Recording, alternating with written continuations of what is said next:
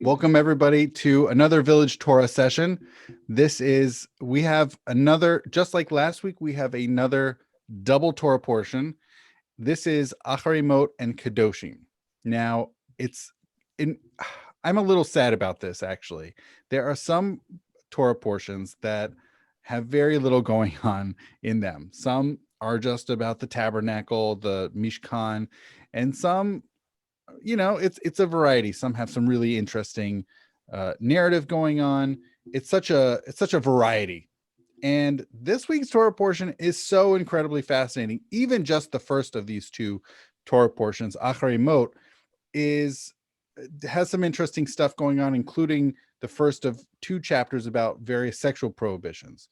Kedoshim is perhaps the most fascinating of all Torah portions. It has some stuff about the priests. It also has some more sexual prohibitions, but it also has chapter 19. Now, chapter 19 is a phenomenal chapter, and for anybody out there who has not read it, yes, I am a rabbi, and yes, this is this week's Torah portion. So who better than to promote the reading of this week's Torah portion? But it's really fascinating. It's a potpourri, really. It's such a wide variety of fascinating commandments, mitzvot, that are being really shared with the Jewish people, with the children of Israel. There's a lot. And to think about what's in it, it really is a potpourri. There is no central theme that runs throughout. So I mentioned in chapters 18 and 20, both part of this week's Torah portion. Those are the sexual prohibitions. Someone has pointed out to me, an academic scholar has pointed out to me, or has pointed out in an article.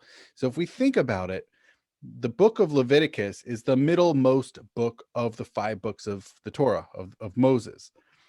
If we want to think about the most central chapter in the most central book in the Torah, we get chapter 19, which is in this week's Torah portion. And if we think about it, it kind of works outwardly that we have chapters 18 and 20, which are in this week's Torah portion, the sexual stuff. Then we get even further beyond it. It's other stuff that sort of mirrors, and it sort of just keeps working in a, to use kind of a fancy term, a chiastic structure. So I don't want anybody thinking chiastic, it's not a crazy word. Chiastic, it just kind of means like the Greek letter chi, which looks like an X. So things kind of are like mirror images of each other. But the whole so it really points up that chapter 19, Leviticus chapter 19, really results in being the central most chapter in the entirety of the Torah. So what's in it? If it's so central, is it of any interest? And it turns out it's kind of like a best hits, so to speak, of the various mitzvot or commandments in the Torah. Now, what's striking about it before we get into it is how potpourri-ish it is, how much of a variety it. For instance, okay, so in the last few Torah portions, just for instance, we have had chapters that are pretty thematic. Even just let's think about last week's Torah portion. We had 4 chapters in last week's Torah portion. Pretty much all of them were medically related of one sort or another. Chapter 12 in Leviticus talks about a woman who's given birth and what she should do and how she should handle herself. Chapters 13 and 14 we saw talk about people who have leprosy, or even leprosy on their houses and clothes. And then we saw in the chapter after that, in chapter 15, what about people with genital emissions? So each of those chapters was structured really thematically. And then even before last week's Torah portion, we saw about in Parashat Shemini about all the different animals, which ones the children of Israel are that we can eat and which ones we're supposed to avoid. So that was entirely thematic. And this chapter really stands out because of all these chapters that have come before it that have been thematic, that have had a particular theme or content running through it. And so this one stands out. It's just striking. So yeah, that's one of the things that makes chapter 19 stand out the most. That it just is such a stark departure from everything that has come before, all these other chapters that have preceded it. They were all so thematically oriented, and this one is incredibly frenetic and all over the place. So I'm going to share the screen so you can see it. So we have chapter 19 here. And okay, so we have this sort of opener. We have an opener where God tells Moses to say, speak to the entire congregation of the children of Israel, and say to them, you should be holy because I, the Lord your God, am holy. So I'm going to get back to that, but we have, it's fascinating here. And the third verse is, one should fear one's mother and father and keep the Sabbaths.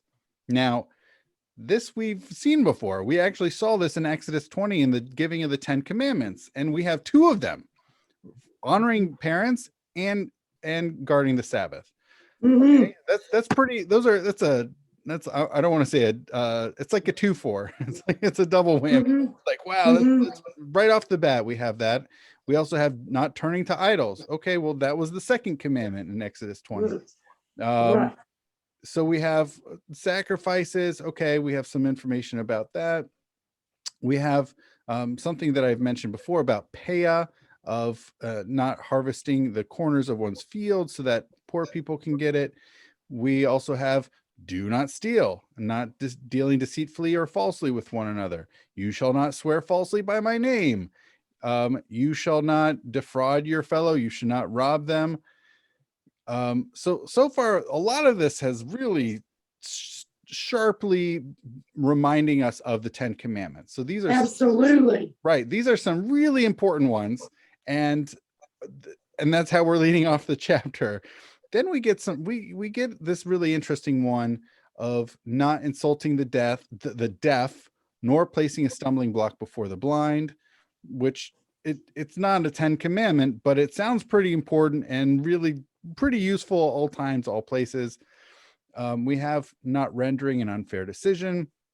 Do not interesting. There's a lot going on even in just this one of not lo telech rachel ba'amecha. It's interesting. It says do not deal basely with your countrymen, but really it's almost like you should not be a talebearer, like a just going off and being a gossip monger, and do not. I don't like this English translation. Lo ta'amud al dam re'echa. Do not stand idly by the blood of your fellow or of your neighbor. It has this translation of do not profit by the blood of your fellow, but lo ta'amud al dam re'echa. What does that mean? I'm not really sure what the English translation here means, but I like my translation better, which is lo ta'amud al dam re'echa. Don't stand by the blood of your fellow, or as some people nowadays translate it, don't stand idly by the blood of your fellow, meaning if someone is in pain, or someone is, or maybe even literally actively bleeding, but maybe someone is in some sort of current situation of pain or distress, don't just stand idly by. Go out and help them. Do something about it. This one is a fun one. Don't hate your fellow in your heart. Reprove your fellow person and incur no guilt. So we have more. And then we have a lot more, apparently. Now, what's going on? Don't eat anything with its blood, which we've seen in previous books. You shall not practice divination or soothsaying. You shall not round off the side growth of your beard. You shall not make gashes in your flesh for the dead. Do not degrade your daughter to make her a harlot. We come back to another Sabbath, another Sabbath one. You shall keep my Sabbaths and venerate my sanctuary. We have an interesting one. Don't turn to ghosts. Do not inquire of spirits. We have one that is very relevant around here, which is you shall rise before the aged and show deference to the old. We have don't falsify measures of length, weight, or capacity. Have honest balance and honest weights. And then it closes off by simply saying, you shall faithfully observe all my laws, all my rules. I am the Lord. That was a lot. That is a huge amount. That is a lot. So just yeah. So we didn't go into every single line, but even just getting that cursory overview. Yeah, that overview, that sort of tour, as it were, Yeah. one gets the sense that it's a variety. It is. Th- And it hits the 10 Commandments, and then it adds a lot more to it. Yes.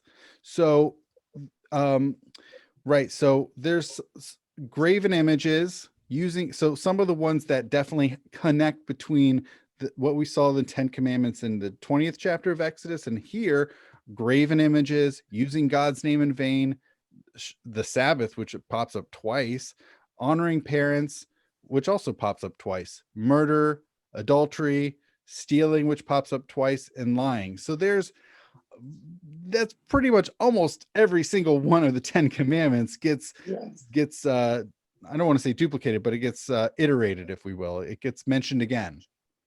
Well, and that apparently those, well, they're very important laws to live by. Mm-hmm. Now, the other things in there, the other points in there, Mm-hmm. it seems to me were more laws of courtesy. Mm-hmm.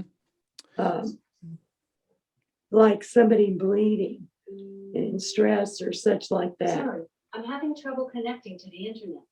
Would you agree? The router and echo device. Yeah, so I definitely, yes, there's a lot of the ones like don't Wait 30 seconds. your Siri is going. Once the router is back on and connected to the internet, Stop. plug in the echo device. I don't know how There we that go. happened. All right. So yeah, there's a lot of like, do not put a stumbling block before the blind. There's also rising before the aged. So there are certain things that are really more sort of universal and good for really any society.